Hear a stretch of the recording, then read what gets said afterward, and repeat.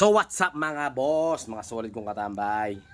Project po natin ngayon is Mio at saka Mio. So Mio days po ngayon. So ito po yung Mio na gumastos ng 9,500. Oh no! Tapos ganito lang ang nangyari mga solid kong katambay. Ayan po, yung gastos na 9,500 may pako sa starter. What? Tanggalin natin yung pako.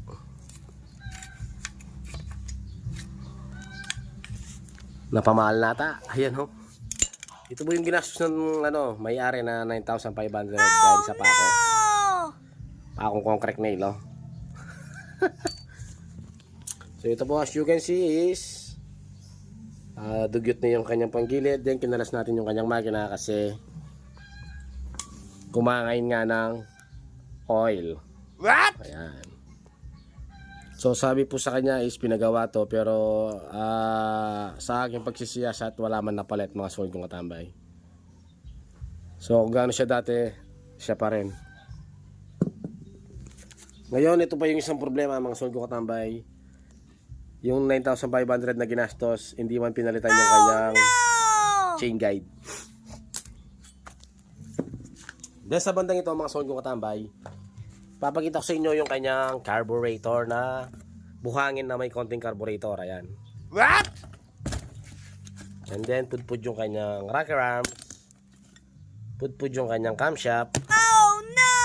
And then yung pump belt niya bago pa nung bago pa to sabi daw ng nagpagawa. So yung pump belt niya mga solid kong katambay is brand new. Brand new siya noong 2016. Siyempre 2025 na ngayon. So ayan mga solid kong katambay. Ngayon bumili tayo ng bagong black na 59. Wow! Yamaha genuine na gasket, engine valves, valve seal, bearing sa camshaft, tsaka bagong clutch bell. Wow! So ito na yung kanyang cylinder head ngayon. Ayan. So original na Yamaha yung linagay natin barbula dyan. Then pinort natin ng bagya para medyo may konting bilis. So, bago yung kanyang camshaft, bago rin yung kanyang rocker arms, pocket adjuster, etc. So ito yung kanyang piston dati mga solid kong katambay. Alright. So sa bandang ito, isa naman pong Mio Sporty na request din yan. Ito yung kanyang engine, to follow yan. Ayan po. And then isa naman pong Mio Sporty na black dito is overall ito. So ito po siya. Lahat po sila ay naka-bobo crank. Nice. So ito po is overall na Mio Sporty. Ayan, naka-bobo crank din siya. And then yung dalawa doon, naka-bobo crank din yon, yung dalawang yon.